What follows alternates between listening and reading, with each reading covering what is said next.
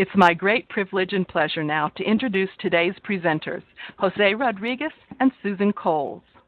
Our regular viewers will recall José from his highly praised November 2008 broadcast, Significant Conversations, the Art and Science of Communication in Transformational Advising. And it's a delight to have him back with us in the webcast room. José is the Assistant Dean of Florida International University's Honors College. He's a graduate of NACADA's Emerging Leaders Program, and he served as a member of our Webcast Advisory Board and our Summer Institute faculty. He's also the chair of our upcoming annual conference, which will be held this fall in Orlando, Florida. Welcome back, José. Susan Kolls, who currently serves as a member of NACADA's Board of Directors, Internal Transfer Advisor at Northeastern University in Boston, Massachusetts. Susan's been involved with academic advising at Northeastern for more than 2 decades and has been an active NACADA member for much of that time. She served as Region 1 Chair, and she's presented at a myriad of NACADA conferences. We're so happy to have you with us today, Susan. Welcome to the webcast venue. And before I pass the mic to José to get us started, I also want to acknowledge the work of Oregon State University's Nicole Kent in preparing for this broadcast. Nicole intended to be here with us today, but sadly a death in her family has made that impossible. Nicole, you and your family are in our thoughts, and we thank you for your contribution to this event. José, I'll turn the mic over to you now, and we'll get started. Thank you, Lee, and greetings from Miami. So let's start with a typical scenario, shall we? Now, everybody close your eyes and try and see yourself coming into your office in the morning, sitting at your desk, looking over your appointments for the day. The first student on your agenda is a name that you don't recognize. So you look up the student's degree audit and the transcript online in preparation for your meeting. And you now discover that there's been a significant drop in the grades over the last 4 semesters. So if you're a faculty advisor, imagine that this student is seeking admitted into your department. If you're a full-time advisor, imagine this is a transfer student or one switching into your area. It seems the overall GPA started off pretty high in the student's first year, but there's been a clear downward trend since then. You continue to inspect her grades like a detective inspecting a crime scene and carefully trying to put all the pieces together, and notice that all of those bad grades are in the areas that are most foundational to either her major or area of study. Upon further inspection, you notice that she's already failed the foundational course for the major twice and is currently enrolled in it for a 3rd time. It's clear that you are probably going to have to tell this student something that she doesn't want to hear. So, how are you going to do it? Well, we all like to think that we're great communicators, but come on, let's face it. There was only one Ronald Reagan, you know?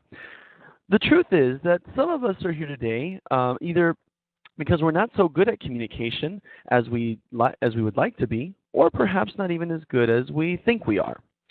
In the picture that you see on the screen that was taken a couple of years ago at an annual conference when I was trying to communicate with Lee some ideas I had for my first webinar, we were just getting acquainted then and we weren't really familiar with each other's communication styles. And from the look on Lee's face, I think I was kind of scaring her with my gesticulations. While communication may seem like common sense, it really isn't.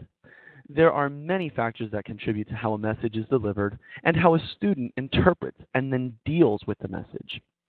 Today, we want to give you some practical skills rooted in theory and in practice, which will help you not only deliver bad news effectively, but also help students to make good alternative choices. We're going to limit ourselves to 3 main ideas. First, we're going to look at some very basic theory to help us ground our practice. Then we'll define bad news to make sure that we're all on the same page and that we're all talking about the same thing. And finally, we will discuss some delivery techniques that you can use to help students in making good alternative choices. So, what does communication mean anyway? Well, let's take a look at the root of the word, commune. It is derived from the Latin communicare, which means to share or to make common.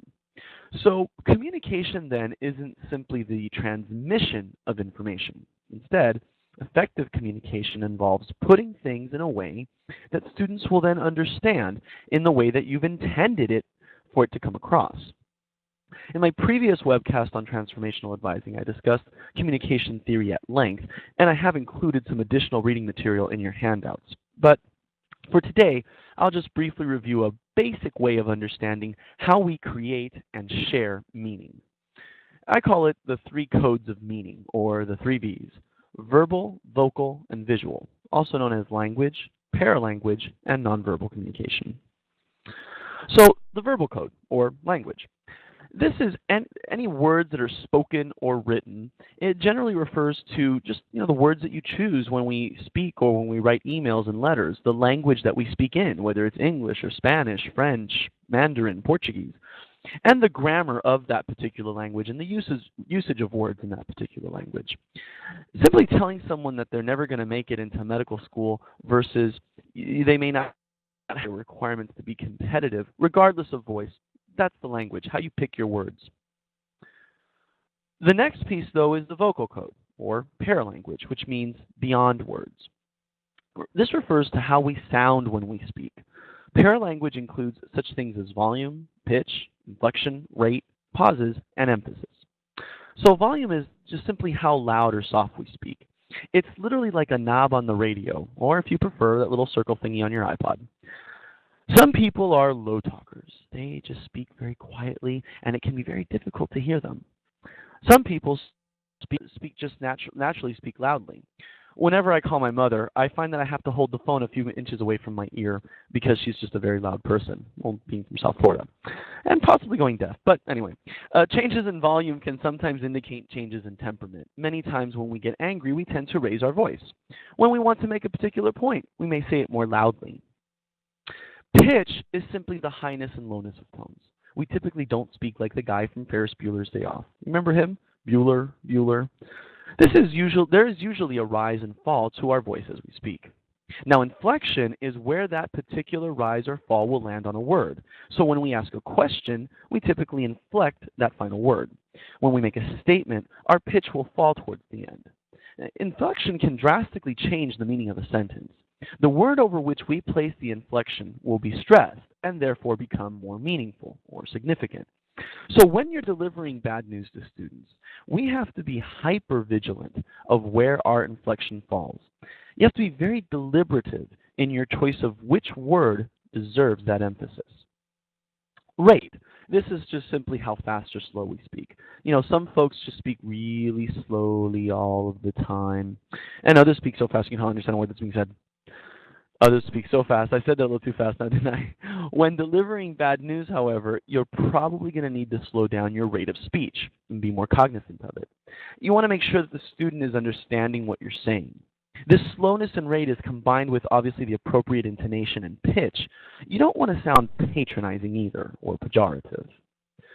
Pauses can be used to make emphasis. A pause can allow another person to think for a moment about what you've just said, or give yourself a moment to think.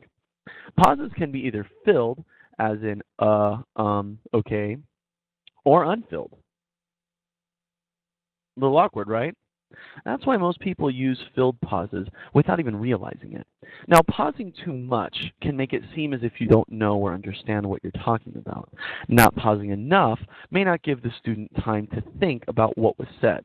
So, when delivering bad news, it's important to incorporate strategic pauses to allow the student to process what is being said, particularly if the student is having a difficult time accepting the reality of the situation.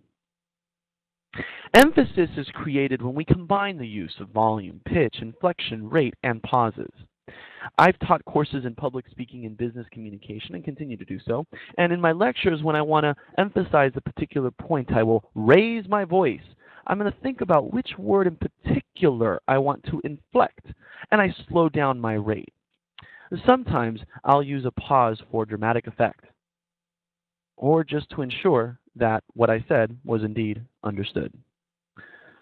Last of the V's is the visual code, or also known as nonverbal communication. This refers to all intentional or unintentional messages that are not written, spoken, or sounded. So you've probably heard this referred to as body language, and it includes several categories, such as facial expressions and eye contact, gestures and body movements, appearance, distance and personal space, physical environment, and time. Now, if we look again at the picture of me talking to Lee, this time cropped just a bit, you can see that my hands are engaged in nonverbal communication. I was trying to point something out to her, and I was using my hands to kind of indicate that. Body language has to do with what we look like when we're speaking. In my previous webcast, I discussed this subject at greater length, and I'm just going to include a shameless plug. The CD is available for purchase. Just check with Lee if you'd like to learn more about it or purchase a copy. So when we communicate, we're sending messages among all these three codes. We have to be careful in our selection of words to make sure that we're understood. We must, however, also seriously consider what we sound like and what we look like when we're speaking.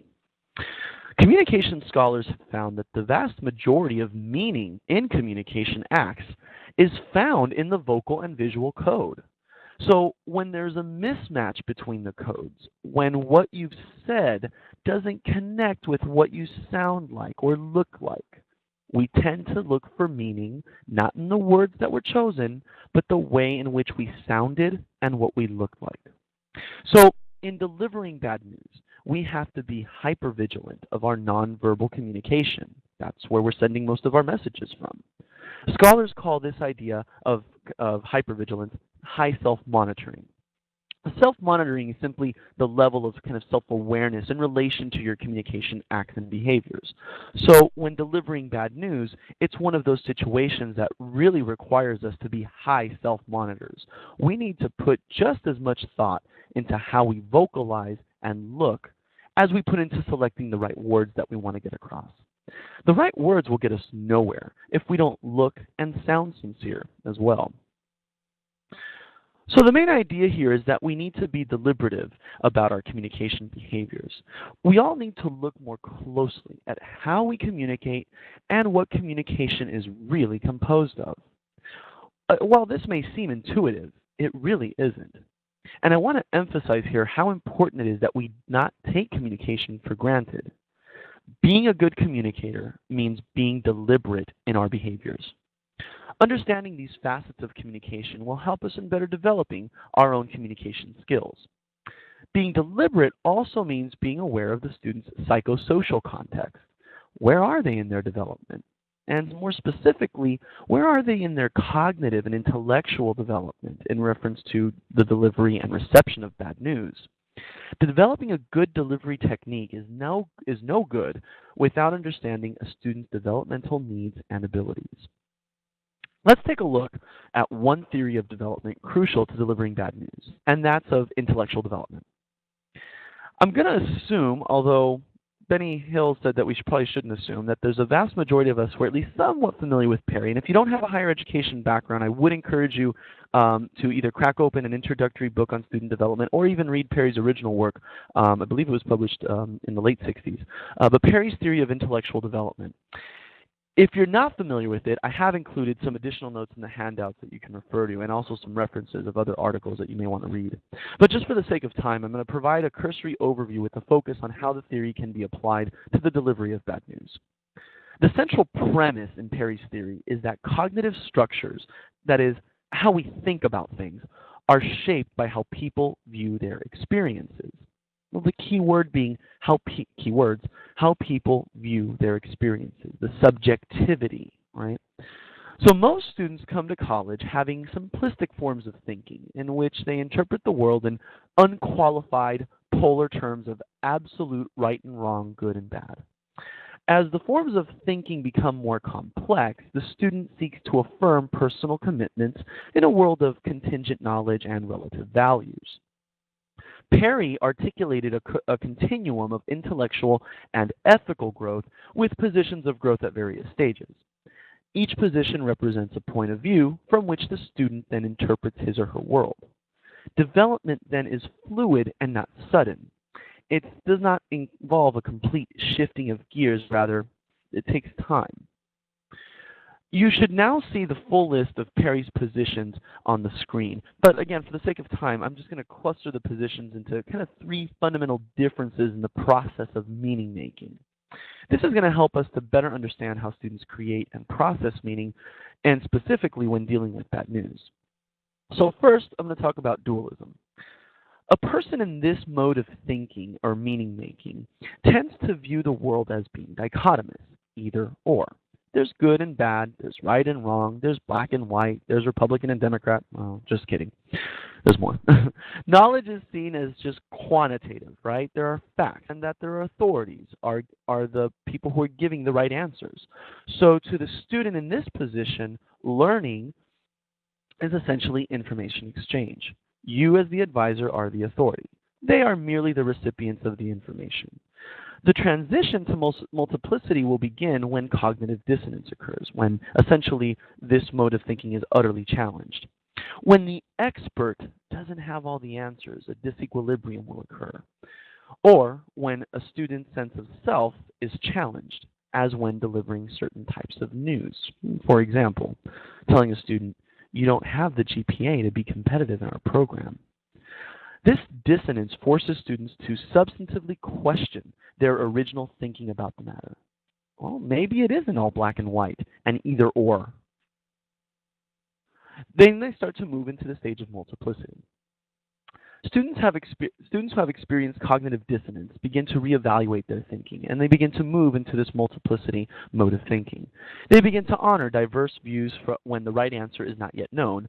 It's not necessarily an anything goes type of thinking. It's simply accepting that all opinions are now treated as equally valid, whereas before they weren't. Things were either one way or the other. Now the student is at least open to alternatives. The transition to the next position, relativism, however, begins with the recognition of the need to support your opinions. As students process bad news, they may evaluate their alternatives more openly. In the previous stage of dualism, students may not even want to consider alternatives because there are none. It's either one way or the other. By contrast, in multiplicity, in that stage of thinking, they are more open to the idea of other paths to pursuing their dreams. However, they may still treat all alternatives offered as being equally valid when that may not be the case. Last is relativism. This mode of thinking is much more sophisticated. The student sees not all options as being equally valid. Some alternatives are just completely out of the question. Knowledge then is viewed as being more qualitative and is more contextually defined. It's more based on evidence and supporting arguments. When thinking of alternative choices in this mode of thinking, students will be more willing to accept the reality of certain choices. They will see that some alternatives are just clearly out of the question, and they will focus more on the quality of a particular course of action. So these three stages are important to keep in mind when we are evaluating how a student takes the bad news, and then helping that student to formulate good alternative choices. Remember, development is not linear. Students may show progress in one advising session, and then they may regress to a dualistic thinking stage in a different session. The theory should be used to help us, the advisors, the administrators, assess where the student may lie along the continuum. That should give us some indication of how we want to approach the delivery of bad news and can anticipate its reception. Perry's theory should be used empathetically rather than judgmentally. We should not pigeonhole students. Rather, we should attempt to understand how they make sense of their world and then respond accordingly. Students can't be forced to grow. We all know this. But we can do something to encourage them and to facilitate their growth. Key to Perry's theory is the idea of challenging and supporting students. That's very important if progression is going to occur. Inherent in his theory is the idea that learning can be an ego-threatening endeavor. It can make you feel bad. We need to help students work through that threatening feeling. So, what field can enlighten us as to helping people get through difficult times, process bad news, and make good alternative choices? Well, turns out it's medicine. Much of the literature on delivering bad news, not all of it, but a good number, comes from the medical field.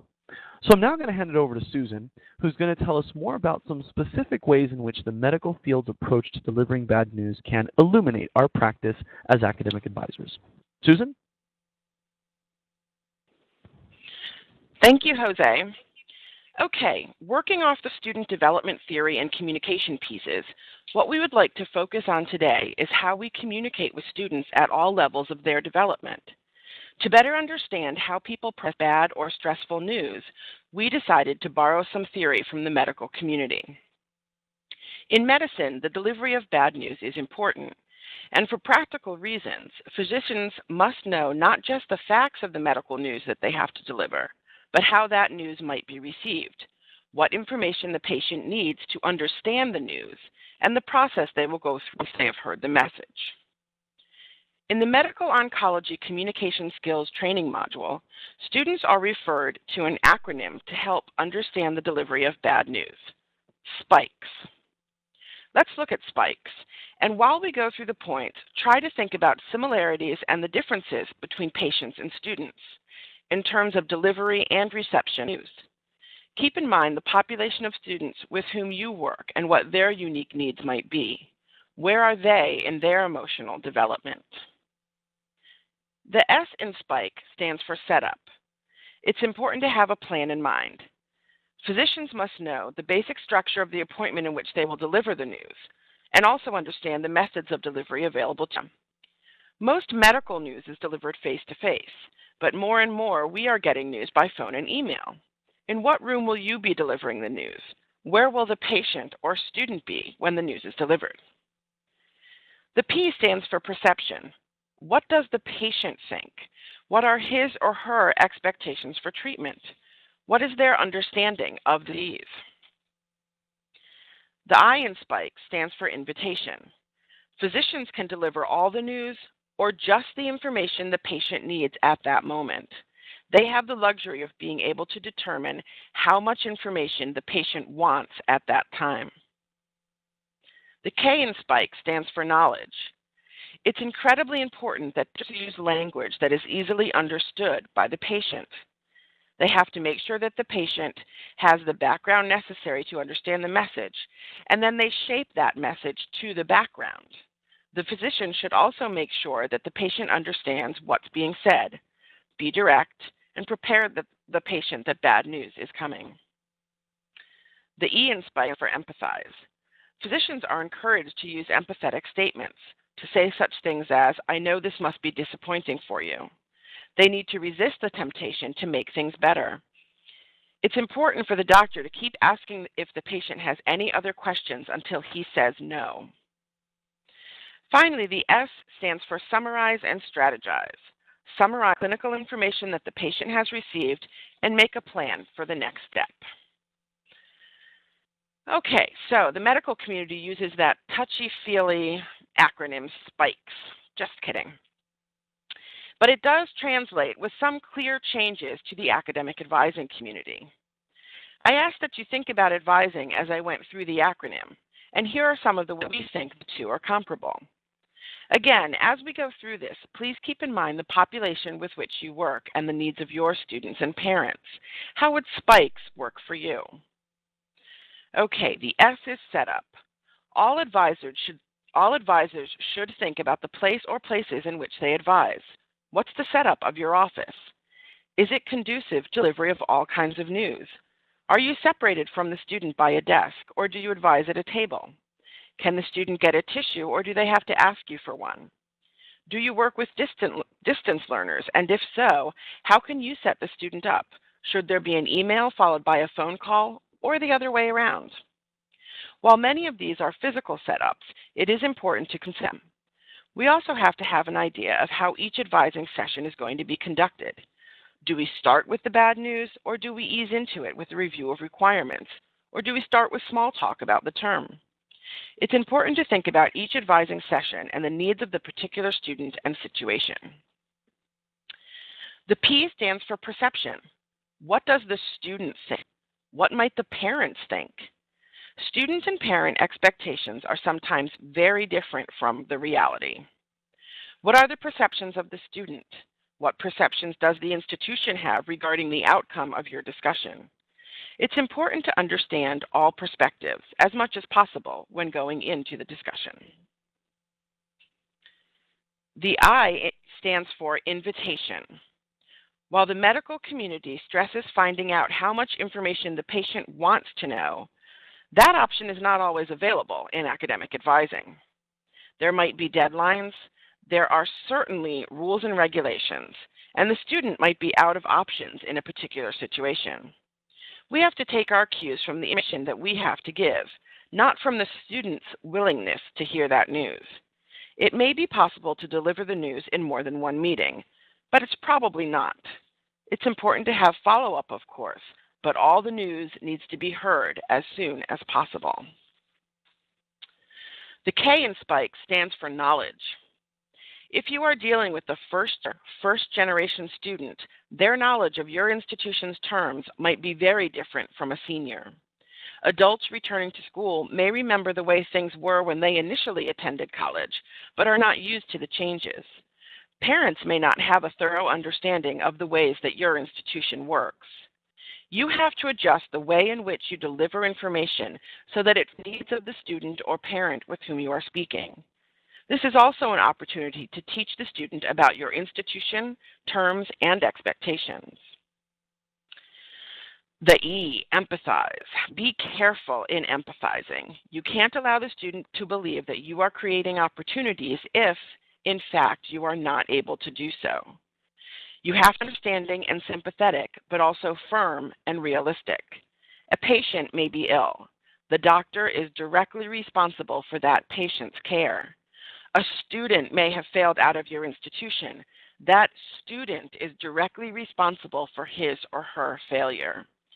Empathy is different for advisors because we have policy to enforce. The S, summarize and strategize. Summaries are great, and students should be used to assignments, so if it makes sense, you should give one. If you're talking to a student about not getting into a major that he or she wanted, you can consider giving them an assignment to meet with someone in career services and report back to you, or to research 3 majors and let you know what they discover. The assignments should meet the institution requirements, your requirements, and the student's situation.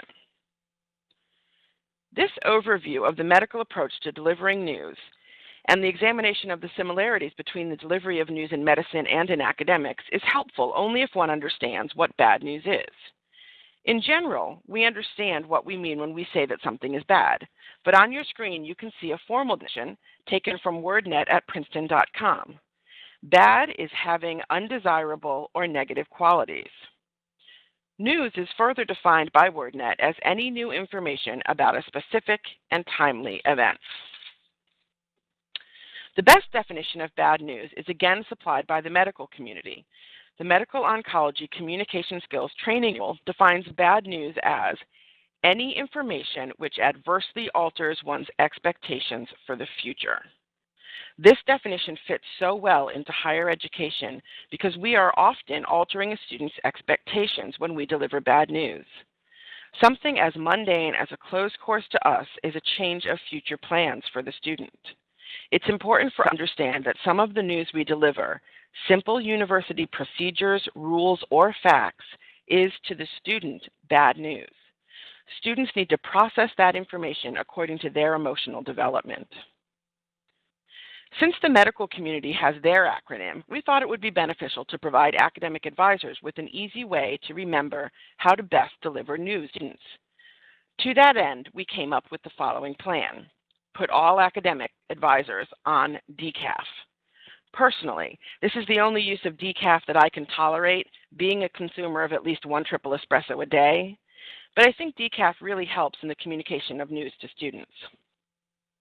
As we go through the decaf model, it would be helpful if you can think of spaces in which you've delivered news, bad or otherwise, and how knowing the steps in decaf might have helped. Here's how decaf works. The D in decaf stands for decide, which is very similar to setup in spikes. Decide what you need to communicate, how you're going to communicate, where you're going to have the conversation, and when you will stop. It's important to keep in mind that we deliver the same news to many different students. Be sure not to get stale with your delivery. Remember, this might be the 100th time that you've told a student they can't transfer to pharmacy, but it is this student's first time hearing that news. Here are some basics. If you can, avoid placing the bad news at the end of your advising session.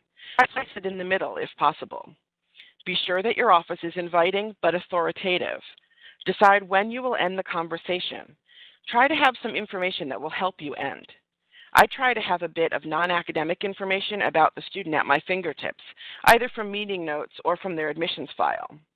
We also ask a weekly question at our sessions. For instance, what's your favorite ice cream, or who's your least favorite actor? Mine is Tom Cruise. We then write up our weekly results and post them on our Blackboard site. This is how we end all of our mandatory advising meetings. It's important for your sanity and for clarity in the session to decide ahead of time that you cannot resolve all of the students' problems, and that's okay. It's also important to have referral information handy. The E in DCAF stands for emotional development, and emotional development is part of the intellectual and developmental growth that is integral to the college experience, and therefore we need to start viewing our delivery of any news as a teachable moment.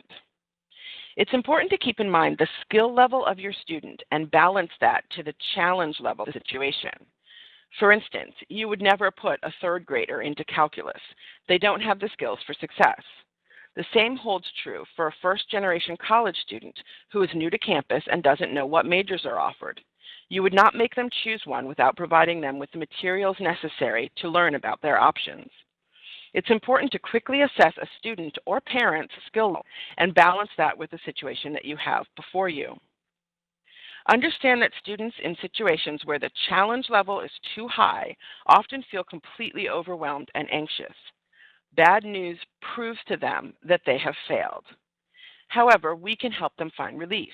We are the knowledgeable, and our skill level is at least equal to, if not far greater than, the challenge level. It's up to us to present the news in understandable terms and to bring that student, if possible, to a higher skill level that will help them in this situation and in the future. The C in DCAF stands for connections. Often the bad news we deliver means the severing of a real or perceived connection the student has made. In my job as the internal transfer advisor, I work with students who, for instance, see a denial to the College of Business as condemning them from ever having the opportunity to work in the business world. Other examples of real or perceived connections might include loss of scholarship and the student feeling as though they can no longer go to college, low placement on the housing lottery, meaning they have a bad living experience, or a bad grade, meaning they can never go to law school. Asking the student to form new connections is difficult, but critically important.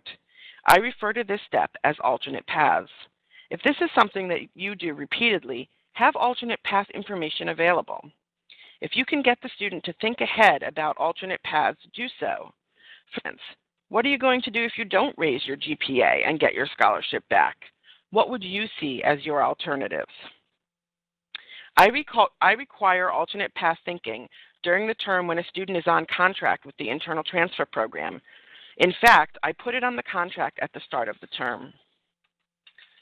The A stands for active listening, and Jose will talk more about active listening in his section on delivery techniques, so I'm going to skip this letter of DCAF for now.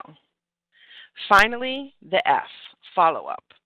Be sure to schedule doable follow-up opportunities for you and the student, and then follow through.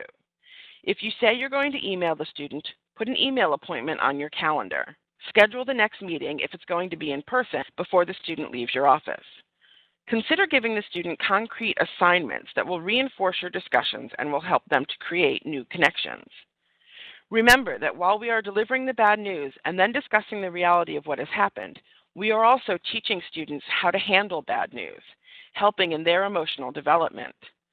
Helping students handle bad news also increases their skill level. They will be better prepared for a change of plans in the future. Be sure to follow up with good news or with no news, just a hello email at a later date. It's critically important to fill in the people to whom you've referred the student, both about the situation and about the student's reaction. Okay, Jose, back to you for delivery techniques. Thanks, Susan. So now that we see the connection between advising and medicine, let's take a look at the how of delivering bad news. You typically referred to this section as the art of communication because Much like creating a piece of artwork, each student presents a unique set of circumstances that requires us to approach them in a unique way. There really is no formulaic delivery technique that we can draw upon for every student. So this section is probably the most difficult aspect of delivering bad news and helping students to make good alternative choices.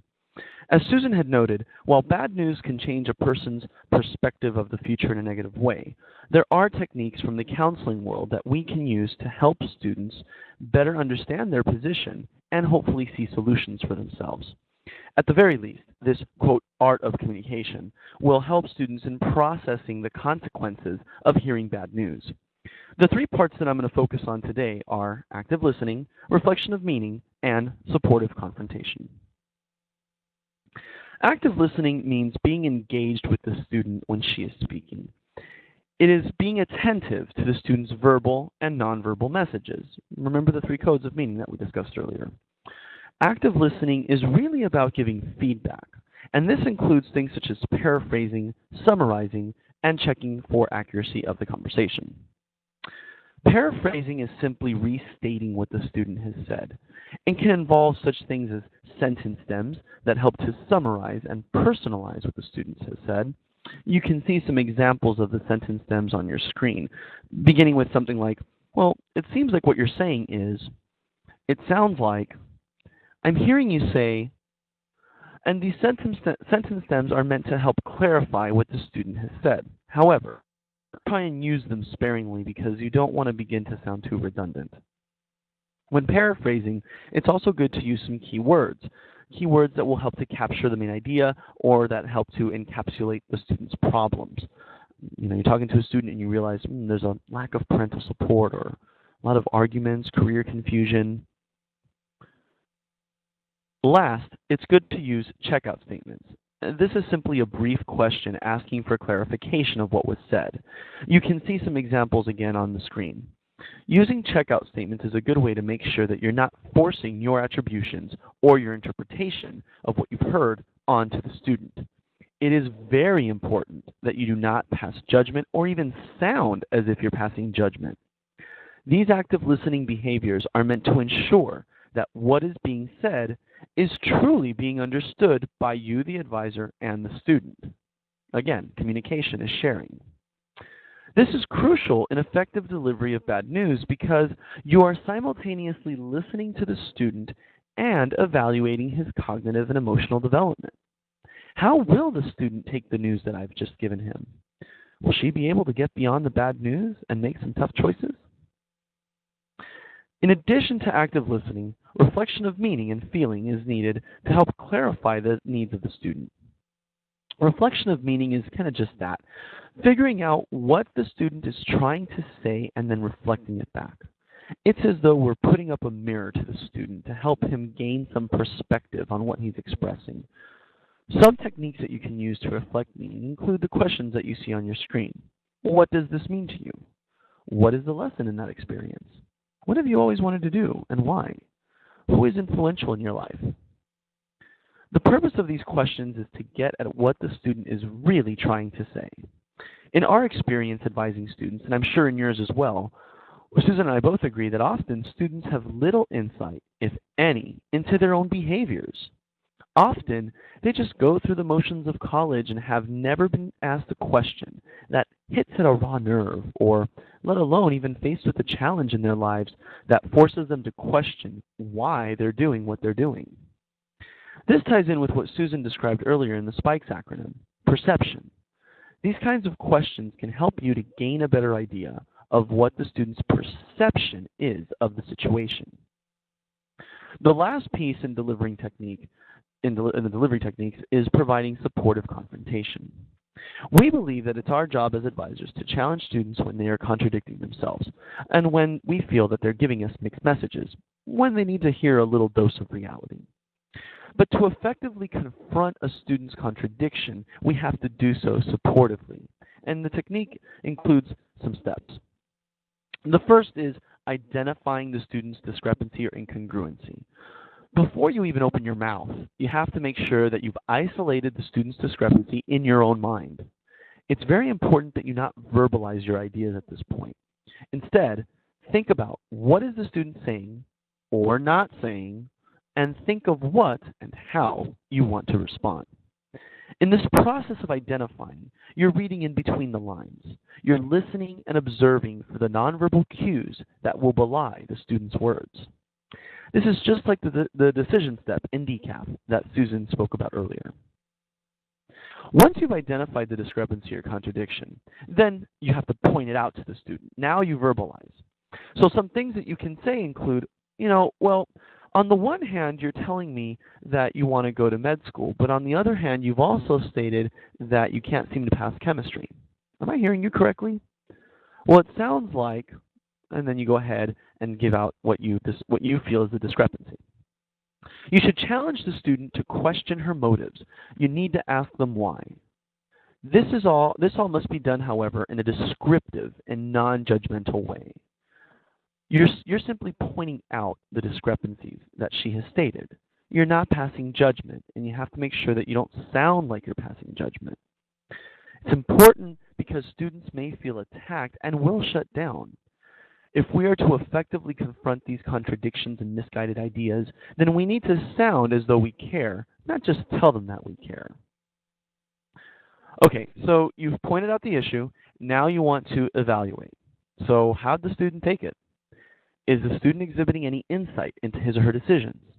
When challenging students, you must be very mindful of your voice, tone, intonation, body movement, eye movement, facial expressions, everything that has to do with nonverbal communication. Again, if these are not coordinated, the student may interpret your challenge as a personal attack.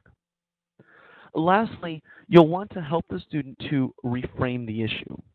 In discussing their contradiction, students may begin to see different perspectives on what has occurred. Hopefully, challenges will be seen as opportunities. Reframing is difficult, and this is one of the places where Perry's theory can really help guide our response.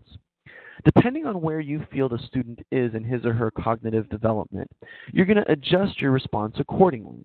So, if it seems to you, that the student is in a dualistic position, then you may not want to have that conversation about all the other options available to him because he may not be able to see those alternatives just yet. Remember, dualistic thinking is black and white and all or nothing. Reframing involves what Susan described earlier in decaf with connections.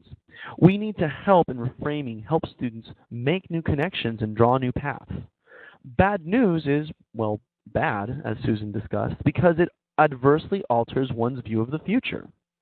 Reframing is an attempt to alter that view and to see the cup as half full rather than half empty.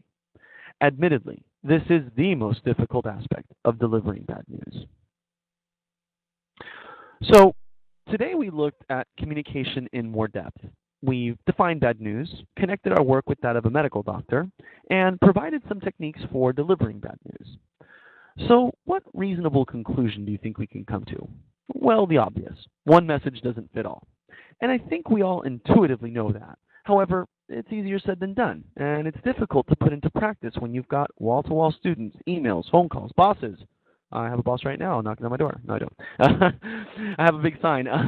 It can become, though, more difficult when we feel like a broken record, saying the same thing over and over, day after day. So what we have to accept, though, is that each student is different from the previous one. The next one in line didn't hear what you just said to the one who just left.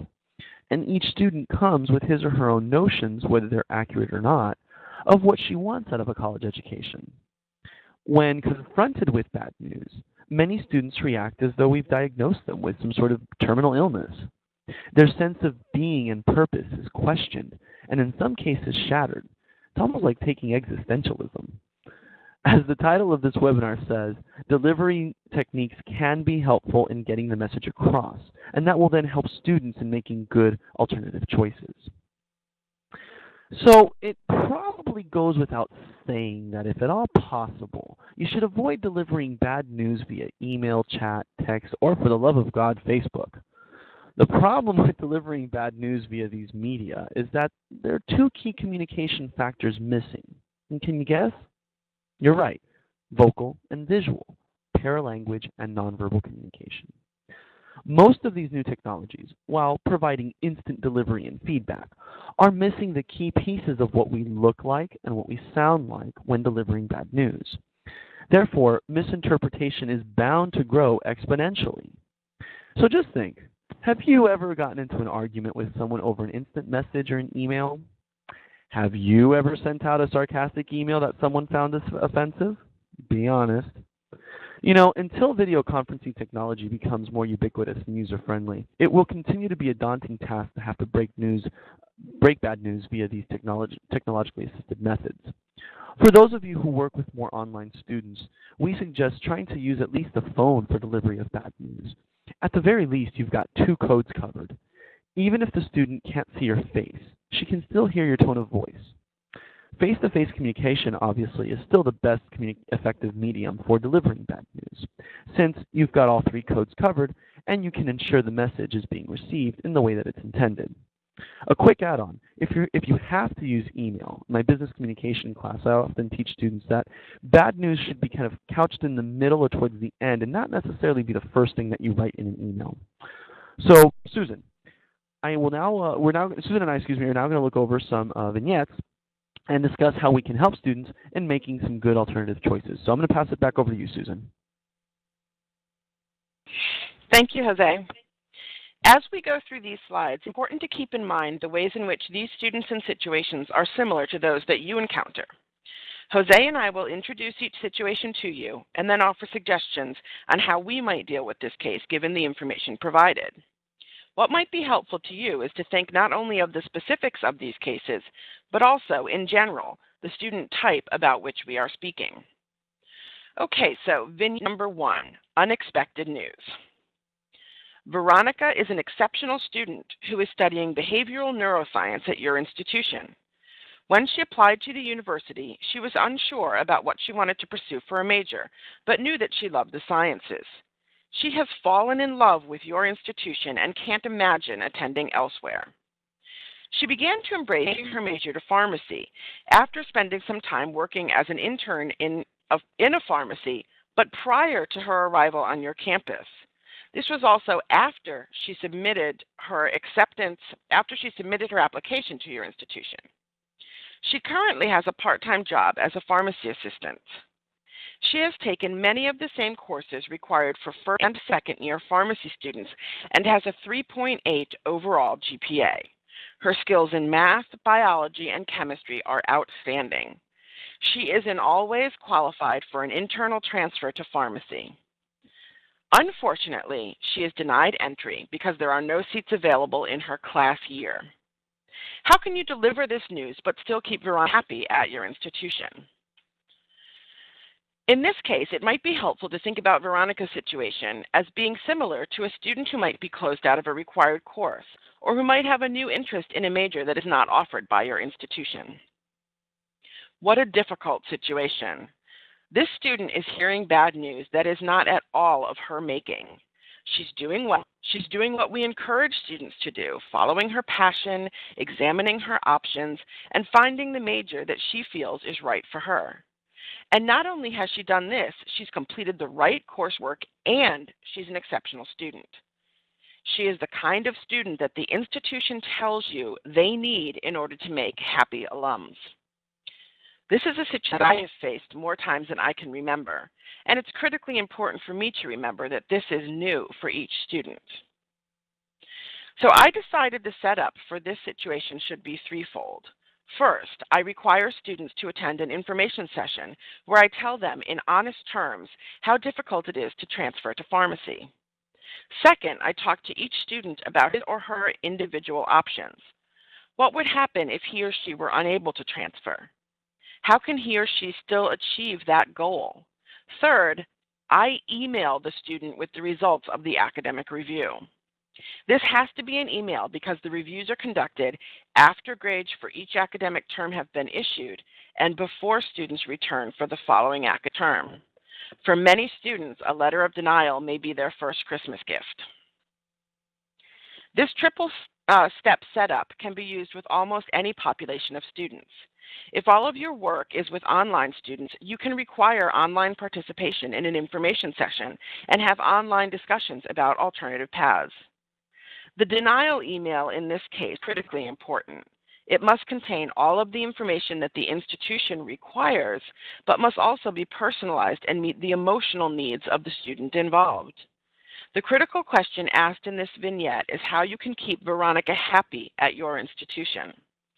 This takes an understanding of her emotional development and a realization that this news has necessarily connections that Veronica has made.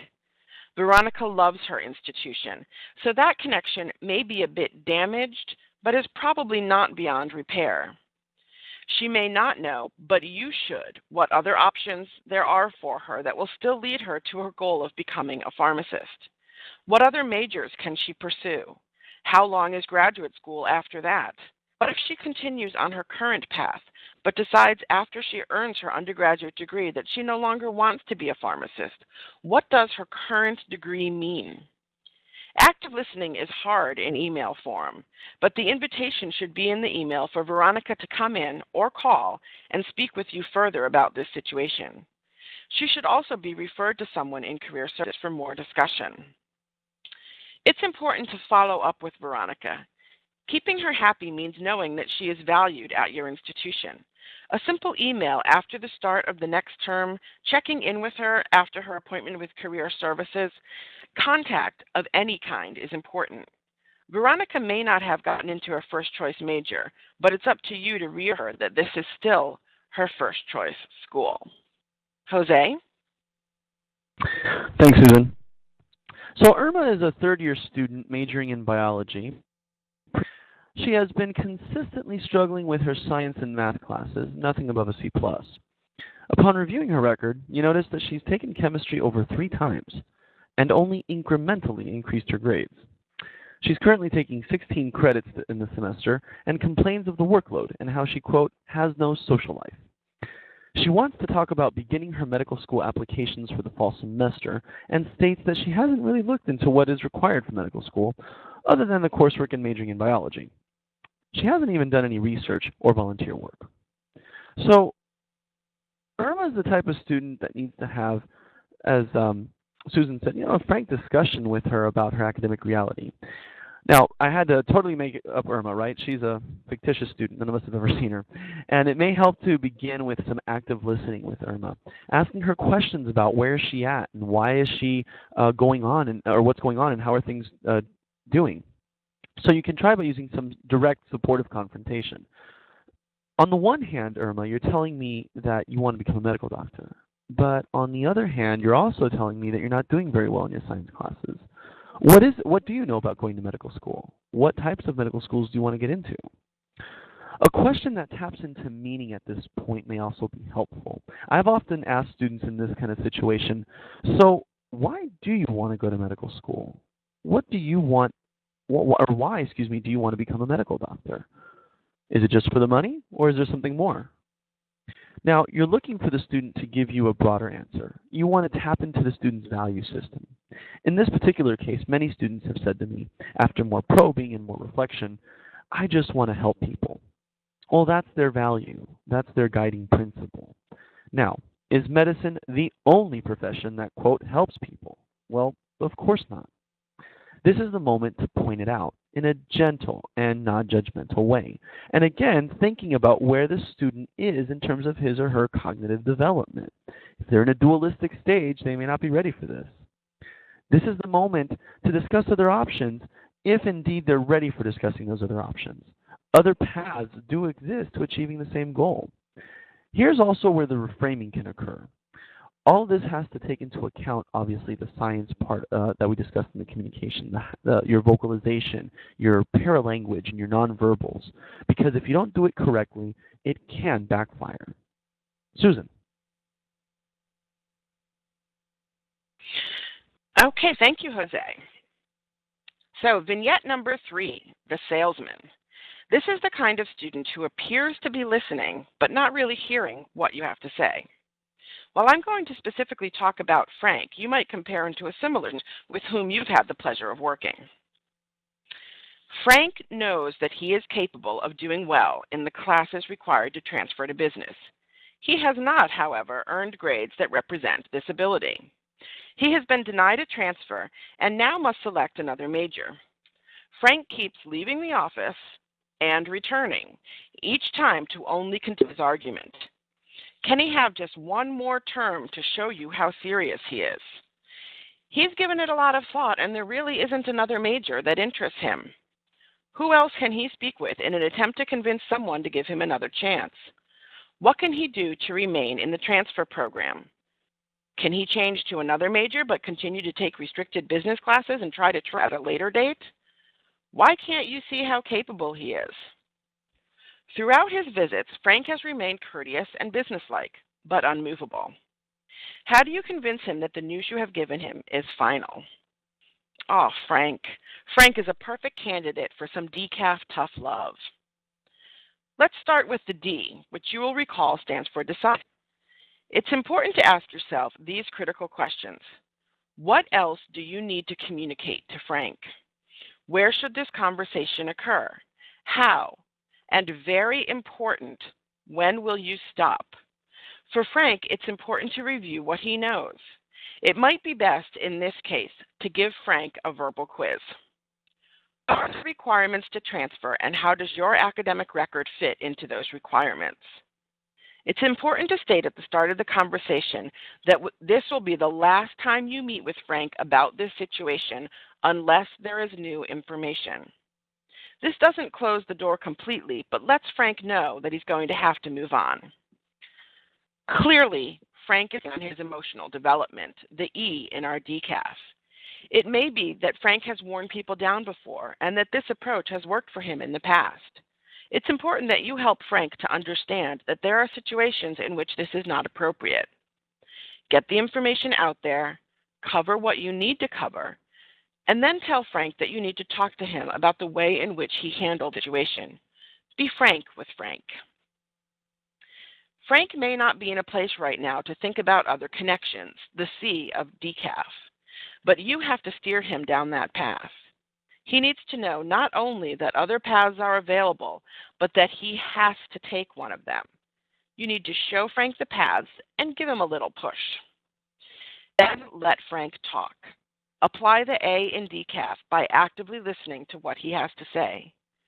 Make sure that he understands that you care about him, but that all of that caring cannot change this situation. Make sure he knows that you understand his situation and feelings, but that he has to understand that there are rules which dictate your ability to change things. I often use an argument that the institution is a business, and that as someone who wants to go into business must certainly understand, we have to make the best decisions that will allow our business to succeed.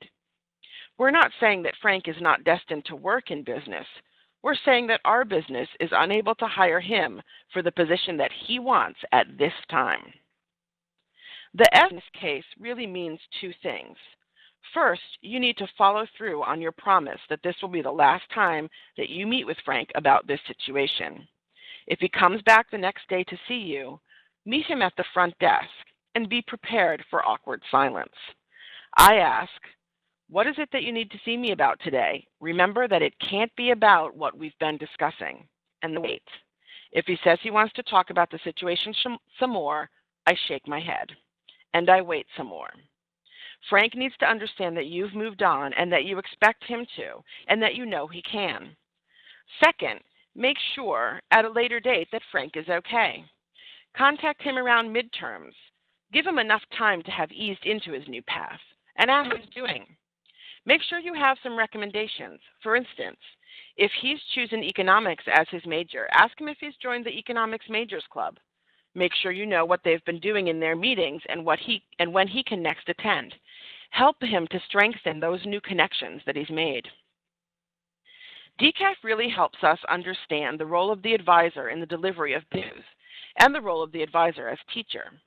In both of the scenarios that I've presented, we see that Veronica and Frank have presented us with teachable moments, with opportunities to help students increase their skill set, with opportunities for the advisor to assess their level of emotional development, and for us to examine the way in which we deliver bad news.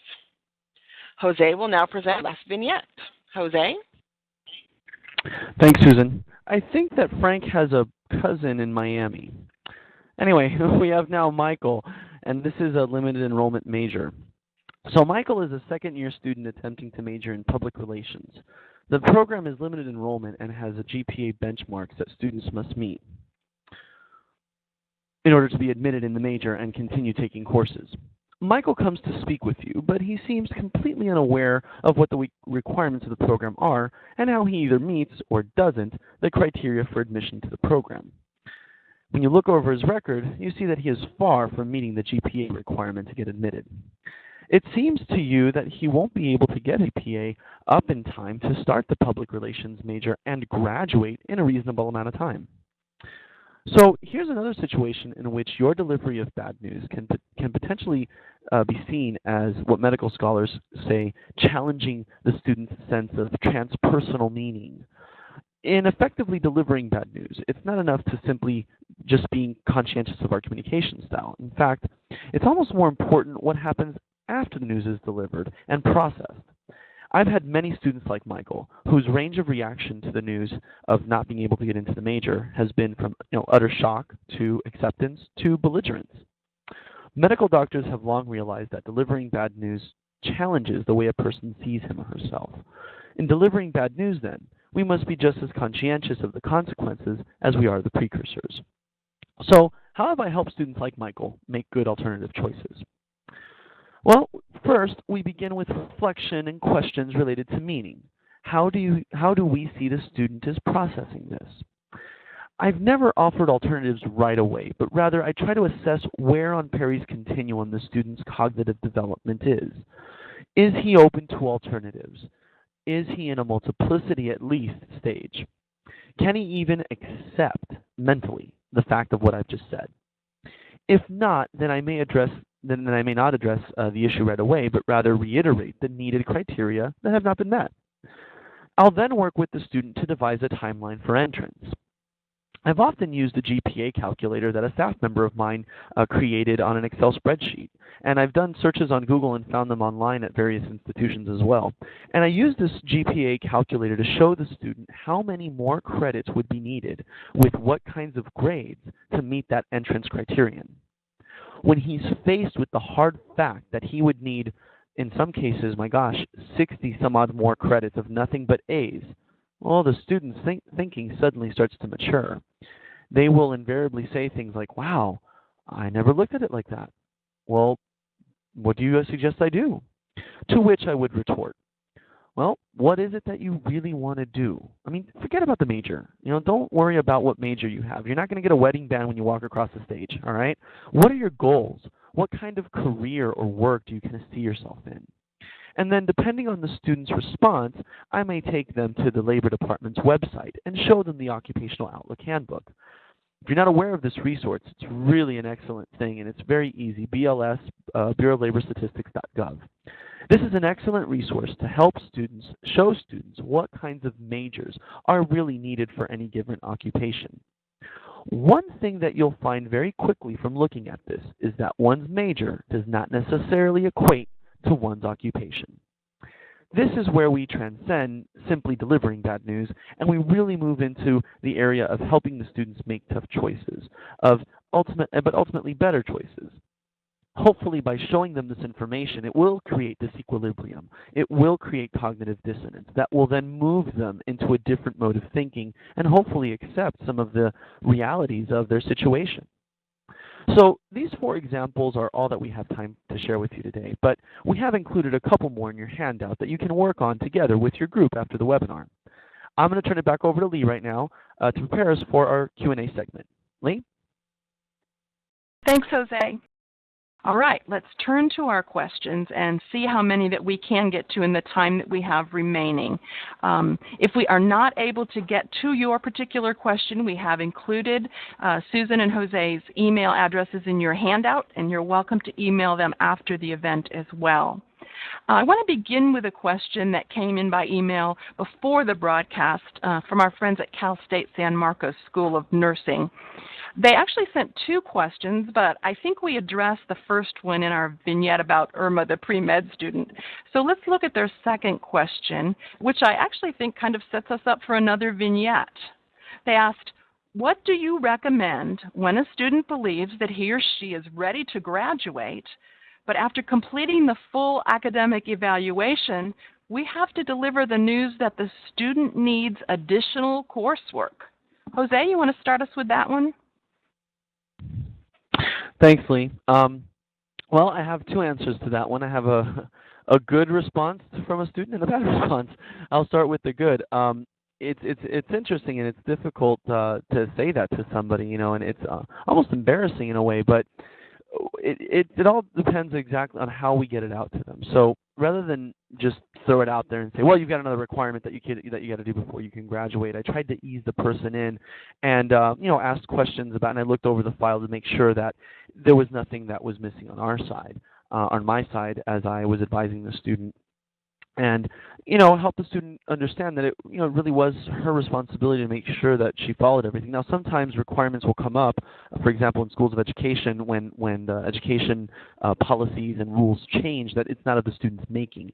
So in those areas, it's a little different. But if if a student's, I had a case where the student was missing, I think it was 3 or 6 credits, and the good news for her was that she was able to take the credits in the summer and yet still walk in the spring ceremony. So the way that I couched the information to her was that I said, unfortunately, it seems as though you've got 2 more classes for, I think it was elective even, and those are the tricky ones because those aren't little check boxes in your degree audit. Sometimes electives sneak up on you.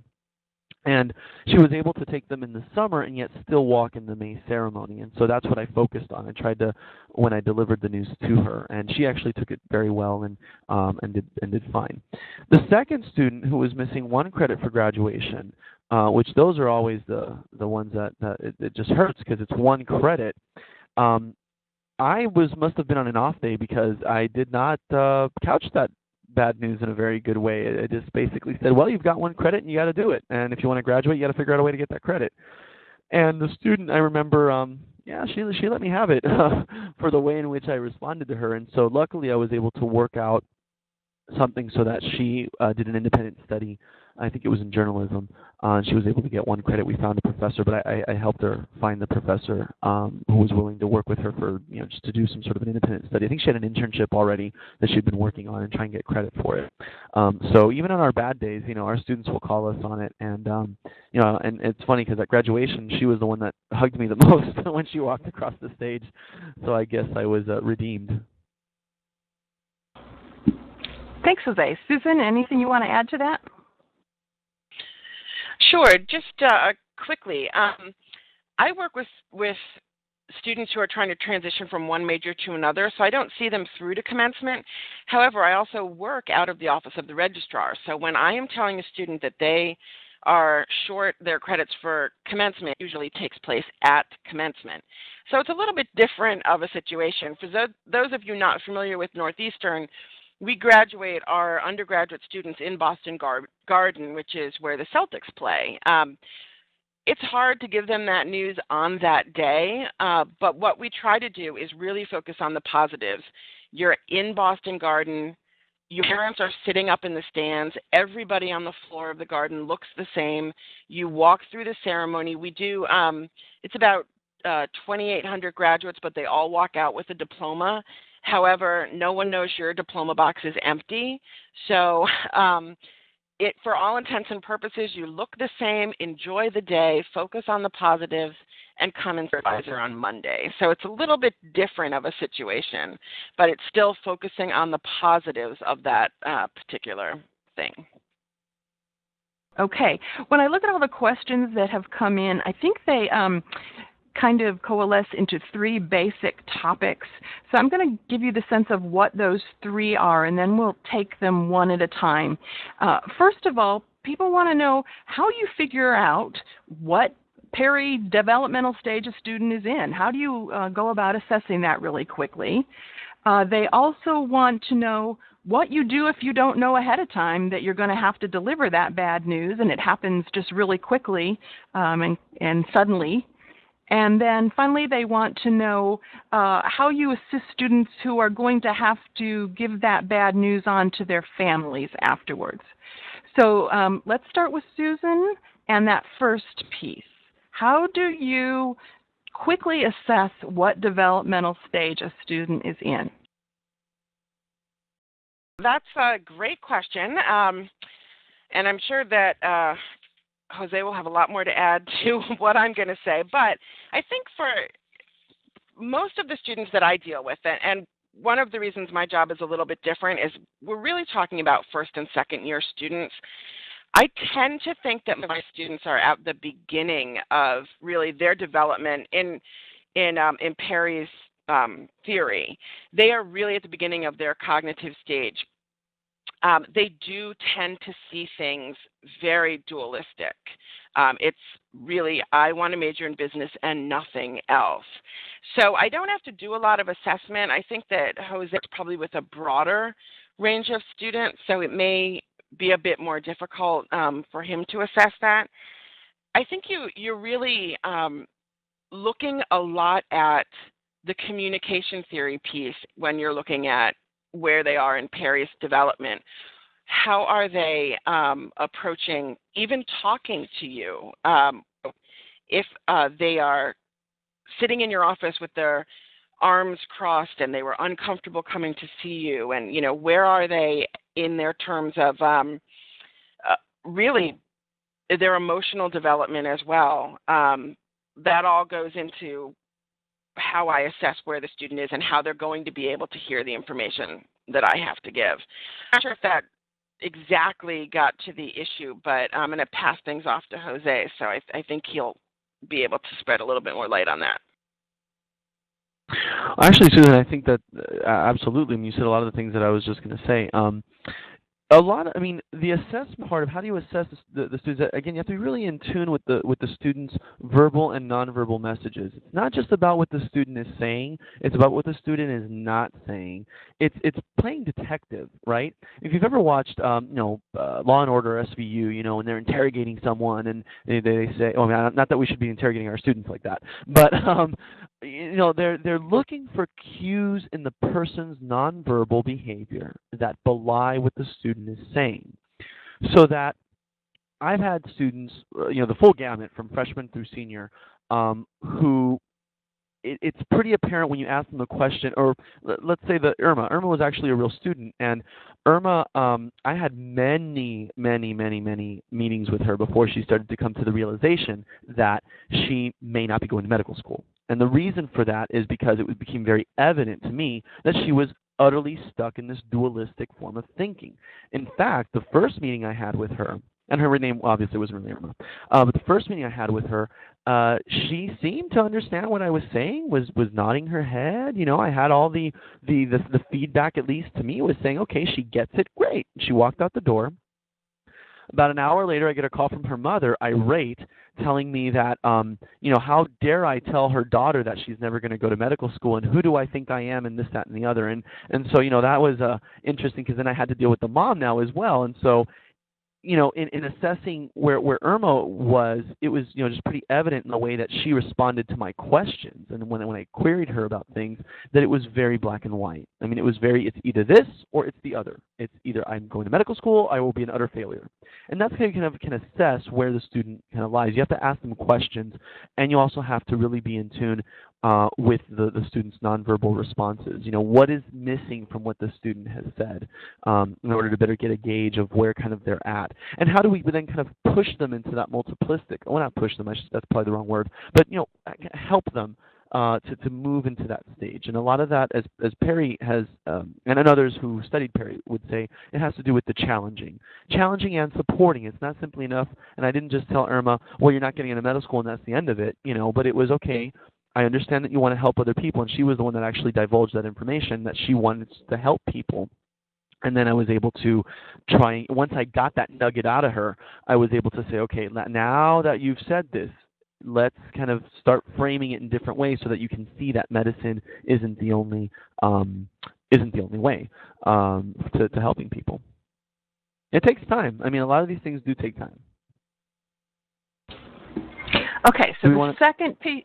Yeah, the second piece of our question, Jose, that opening scenario that you gave us at the very beginning of the broadcast, where we had time to sit down at our desk and look over the records and figure things out. What if we don't have that time? What if it's just plopped in our lap? Can we still do all the decaf stages?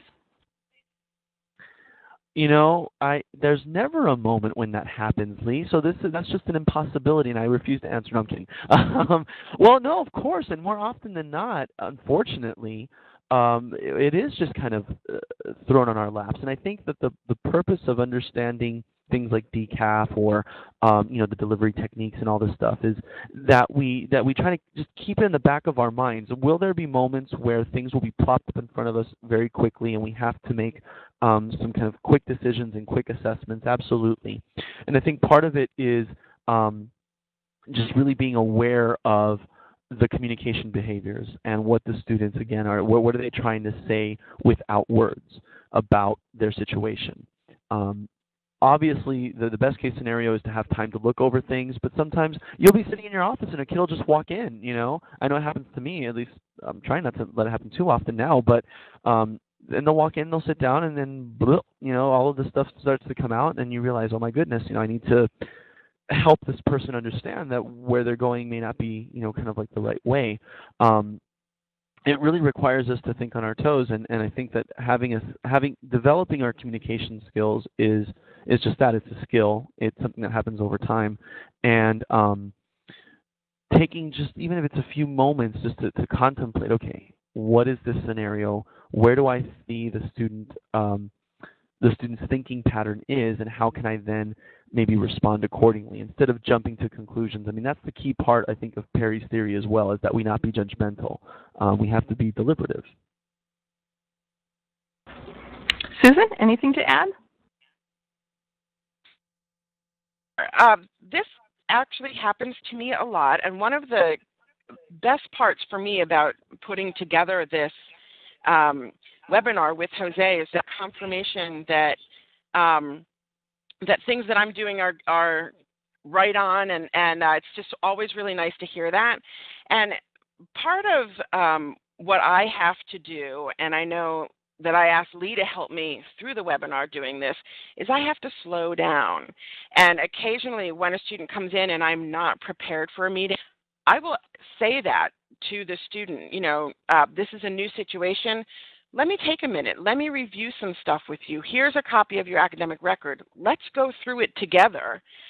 It lets me look at it. It lets the student look at it. It really helps us both to focus on what that particular situation is. I also keep a basic toolkit at my hands, things that I do regularly, common questions that I'm asked, websites that I can refer to.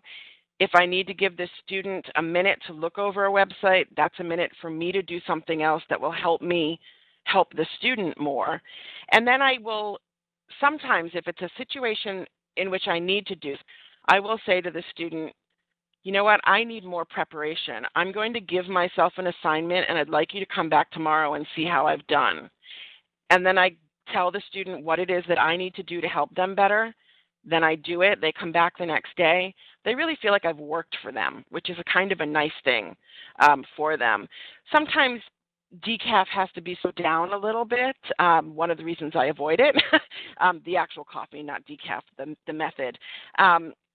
It's just you might have to spread that out over 2 days in order to really effectively get through all of those steps with the student. Back to you, Lee. Okay, Susan, you're in the middle of that conversation. It's the next day. The students come back. You've done your assignment. You're talking it through. And in the middle of the conversation, the student starts crying and says, how am I going to tell this to my parents? What do you say?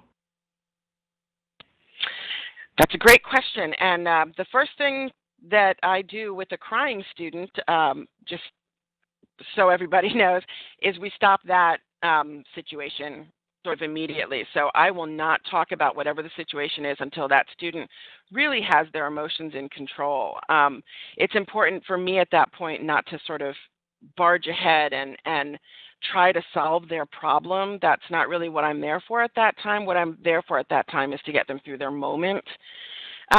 once they are calm enough to talk to me about it, here are some of the things that I really like to do. I like to tell them to take a night, and I know they've just taken one so that I can prepare a lesson for them, but don't talk to your parents right away. Give yourself some time to absorb this and to really own that situation that you now find yourself in.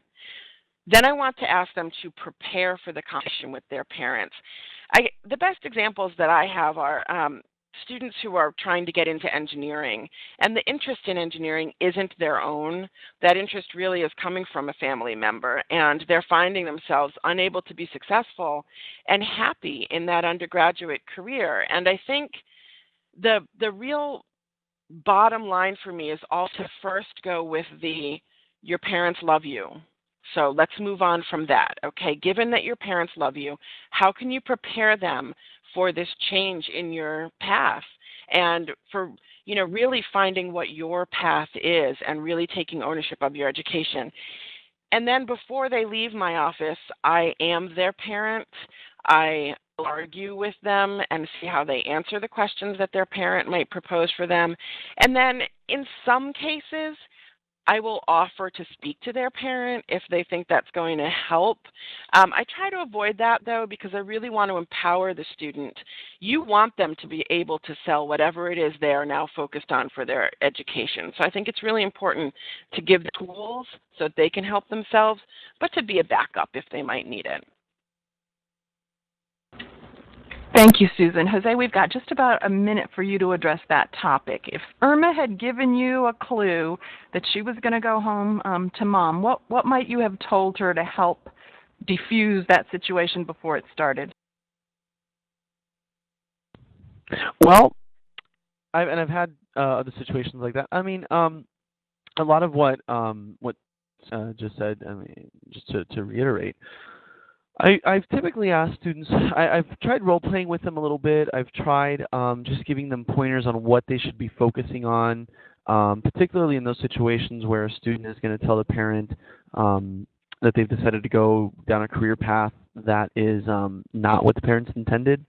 In my experience, because I work and our institution is so primarily first generation, usually the parents don't quite understand what's going on and what's happening in terms of the student changing majors. I remember my mom thought I was a psychologist just because I was a psychology major as an undergrad. And she used to say how, I'm going to do therapy for her. But so in my situation here in Miami and in Florida International, having our large, first generation population, it hasn't been even so much about how the students are going to tell their parents about something, that the parents had kind of wanted for the students, but rather how are the students going to explain to parents who don't really know much about the higher education system in this country, and what does it mean in terms of the students, the kids' growth, development, and just graduation really from the institution. Definitely parents have come in, even without my volunteering, with their students, and many times the students will ask, and I recall on many occasions, do you mind if I come by with my mom or dad? And I've actually been a lot more open to that than not. All right. Thank you, Jose. Thank you, Susan. We've used up the time that's allotted. So I want to thank you both, Susan, Jose, for sharing your expertise with us today. You've done a tremendous job of gathering and organizing all the material for the broadcast, and we really appreciate your willingness to share your experience and your insights with us. So on behalf of the association, thank you for all that you've done to put together today's presentation. And again, we thank all of our participants for being with us. We look forward to interacting with you in many future events. We're getting together our season for next year, so look for information on that. If you have any questions about this broadcast or future events, please be sure to visit our website or feel free to contact me directly by phone or email at any time. We look forward to seeing with you next time.